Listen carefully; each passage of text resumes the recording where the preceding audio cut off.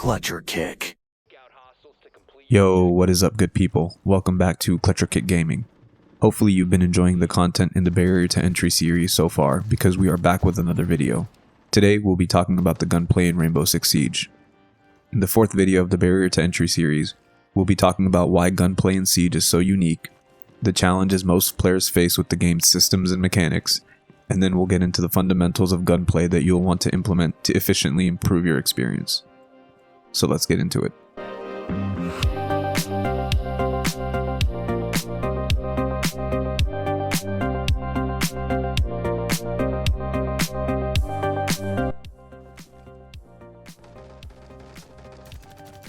The main aspect of gunplay in Siege that sets it apart from other FPS games is the one-shot headshot mechanic combined with a single life in time-limited modes. Yes, there are other hardcore or milsim games that have a one-shot headshot mechanic as well, but those are generally taking place in much bigger spaces with more time to operate in and with the ability to respawn. Combat in Siege is generally in confined spaces and always under a stringent time constraint without the ability to get a second attempt. This combination creates challenges for new players because on one hand you need to move slowly and methodically through the map, but you are also under the pressure of time in order to complete the objective. That often leads to players taking risks that increases their probability of losing a gunfight. At the end of the day, all FPS games involve some sort of risk and reward gunplay, but Siege amplifies the consequences and rewards of the risks you take.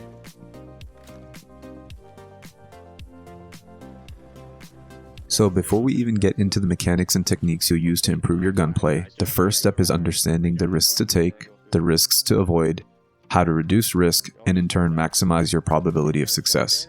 Before getting into an engagement, you need to be asking yourself, do I need to take this gunfight? Siege is one of the few FPS games in which not taking a gunfight can actually be the best available option. Although it's a yes or no question, the same question will have so many variables that go into selecting the right answer. As a defender, you'll need to be thinking about how much time is left in a round, what your role is, what parts of the map do attackers have control over, how many players are alive on each team, or if the position of the diffuser is known. As an attacker, you'll be thinking about how much intel you have on the defenders, what role you're playing, how much time is left in the round, or how many players are alive on each team. Those are just a few examples of things you should be thinking about before getting into an engagement. If I had to boil it down to the single most critical variable for each side, I'd have to go with each team's sixth man. What I mean is, the defender's sixth man is time, and the attacker's sixth man is their drone. Time left in the round should typically be the variable with the biggest weight for defenders, while intel should be the variable that carries the most weight for attackers. Now that we've discussed the idea of not engaging in a gunfight, let's get into some of the techniques you'll want to use to minimize the risks you take and maximize the probability of success when you decide to engage. Go back to sight. Pushing rotate, and rotate in sight. 5 seconds left. In sight. Teammate needs to turn the camera. We can't play anything. Good shit, yo. The first and most fundamental concept for maximizing your chance of winning any gunfight is Crosshair Discipline. Notice I use the word discipline instead of placement. I prefer using the word discipline because it's important to keep your crosshairs at the spot where an enemy is most likely to be, whether you're actively in an engagement or not. Oftentimes, as you're moving through the map, it's natural to put your crosshair pointed to the ground or off-center, but with your crosshair discipline, you will learn to navigate through the map while simultaneously having your crosshair at the most probable enemy location, even if you're not expecting to be in engagement at that moment. Another thing to consider is how your enemies are playing. Are they usually just standing and holding angles? Are they typically crouching? Do they like quick peeking? Maybe they crouch peek. You can adjust your crosshair position according to how your enemies are playing to give you the best chance to win the gunfight as well. I suggest watching some replays occasionally and notice how often your crosshair is pointed somewhere that isn't a potential for a threat. I'm currently showing you some clips of my gameplay in which I'm not being purposeful and disciplined with my crosshair. You should be aware of this type of behavior and do your best to avoid it. I also recommend playing deathmatch mode as a warm-up, but also to improve on your crosshair discipline. The second idea we'll talk about is called slicing the pie. This goes hand in hand with crosshair discipline because you'll use the slicing the pie method to minimize your risk during a gunfight. Slicing the pie is particularly useful for entering and clearing rooms where you may not have any intel. With your sights up, you want to scan the room from one side to another, while sweeping your crosshair across in case a threat appears. Through this process, you're trying to eliminate as many of the possible angles that you'll need to aim at. Combine this with the audio cues to really get a better idea of where you'll need to aim to increase your likelihood of winning a gunfight.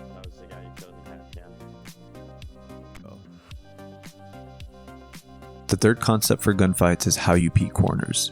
Oftentimes you'll get into engagements in long corridors where somebody is already holding an angle. Some things you want to make sure before you peek a corner are to be completely squared up to the corner and avoid being pressed up against the wall. If you're too close to the wall, your character's limbs, gadgets, or weapons will be more visible from the enemy's perspective, but your character's eyes will still be against the wall, meaning you won't have any visibility of the enemy. That's also why squaring up the corner is incredibly important as well. In this video, you can see this enemy didn't get into this corner squared up. Because of that simple mistake, I'm able to see his weapon sticking out from the edge of the wall, and even some of his limbs. Now I know he's planning to peek me and I'm ready to engage. The further you are from the corner, the more difficult it is for the defenders to get the drop on you. The next concept I want to explain is called peeker's advantage. The main point here is that in most situations, standing still and holding an angle isn't always the most effective idea in a gunfight. This is due to two reasons. Firstly, the player swinging will have the momentum when rounding the corner, and if you're holding an angle, you'll have to snap your crosshair across the screen to track the player, making it more difficult to land lethal damage. Secondly, the crux of peeker's advantage lies in the fact that it takes time for the servers to communicate the information that is occurring in-game. Not a whole lot of time, of course, we're talking tens to hundreds of milliseconds, but that is enough time for some players to acquire a target and land the lethal damage. If you are the player sitting still and holding an angle, and the enemy decides to swing the corner, the player swinging will have your positional information relayed back to them before you'll get their positional information, giving them a slight advantage. Now, if that player swinging combines that peeker's advantage with a pre-fire, then it becomes next to impossible to react and beat them in the gunfight. This is why it's important to try and hold angles in unexpected places, so the player swinging can't use pre-firing and peeker's advantage to outpace you in the gunfight. Okay, I dropped one and I got the other. That segues me perfectly into the next topic: positioning, repositioning, and using off-height angles. When it comes to positioning yourself, try your best to stay in angles that are unexpected. Most players who have been playing Siege for a while know the common angles and holds that people have. More often than not, their crosshairs are directed right at that position, and they even pre-fire common positions. This is why it's important to hold yourself in angles that are non-standard. Now, as far as repositioning goes, you'll generally want to reposition yourself immediately after a kill. If there are multiple enemies pushing a doorway, they will pick up on the sound of your gunfire and will immediately know where you are located within the room. Even if you manage to kill the first enemy, the one pushing behind you can pick you off with ease if you don't reposition yourself strategically. Sometimes that repositioning could be just staying crouched behind some cover to where the second guy's shots won't hit you. Sometimes that repositioning could also be a rotation to a slightly different angle from where you killed the first one. But a very effective option can be to reposition to an off-height angle. What I mean is there are often props in a map that you can stand on, like desks and couches, which completely changes the gunfight. Generally, since people keep their sights at head level or lower, standing on top of something completely removes that headshot potential. Sometimes they may not even be able to see your limbs. You could technically apply this to lowering your position down to a prone, but proning leaves you really vulnerable since you're a completely still target. If you miss your initial shots, you'll have no option to quickly move and you'll likely get repeat. Next, let's quickly talk about pre-firing. Pre-firing is just as the name suggests. You start firing just a few milliseconds before you actually completely expose yourself around the corner. This is most effective when you know where the enemy is, and I'd basically say you should always pre-fire if you know where the enemy is.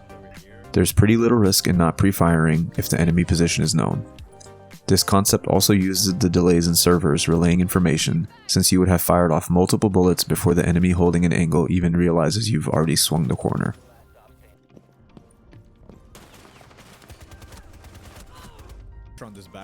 Last but not least, I want to talk about court mapping. Court mapping is a very subtle skill that can come more naturally for some, but it can definitely be improved through experience and map knowledge. The idea here is to be able to mentally visualize all of the space around you, and then use that mental picture to make plays. This concept can be used offensively as well as defensively. In the offensive, if you're pushing an area with your teammates, you can quickly use their angle of approach to make assumptions about where enemies are and are not. You can use that subtle piece of information to dial in your crosshairs faster and more effectively. In this clip, I'm demonstrating how I used court mapping to identify where the enemy would be. I think so. Yeah, coming. I saw my teammate come up the red stairs and into cash room through the rotate. Based on that subtle information, I eliminated the construction doorway as a potential threat. I was also seeing some portion of the cash room at the same time and slicing the pie, helping me pinpoint where my crosshair needed to be for any possible threat. Of course, to create this mental map, you use all of the information you have available to you, including what you're seeing, what you're hearing in the map, and what your teammates are communicating as well. This is horrible aim. Alright guys, that wraps up today's video about the various gunplay mechanics in Siege. I hope you'll be able to employ some of the techniques I covered in your own gameplay. I know there were quite a few things I went over, and I don't expect that you'd start implementing each one in your next session, but definitely start introducing them into your gameplay until it becomes second nature to you. If you take nothing else from this video, at least do your best to implement the first two topics we covered. The first is to ask yourself if the gunfight is necessary based on the external variables, and start understanding when you have the advantage or disadvantage. The second is building crosshair discipline, keeping your crosshair at the likeliest position of a threat at all times. I'm confident that implementing those two concepts will immediately improve your win rate and will start netting you more kills. Anyway, I hope you all were able to understand what makes gunplay in Siege so challenging, yet so satisfying at the same time. Ever since I started playing Siege many years ago, I've told my friends that no other FPS will make you better at Siege, but Siege will make you better at all other FPS games, and I still stand by that statement today. With that, I appreciate y'all checking out the video, and I'll catch y'all on the next one. Peace.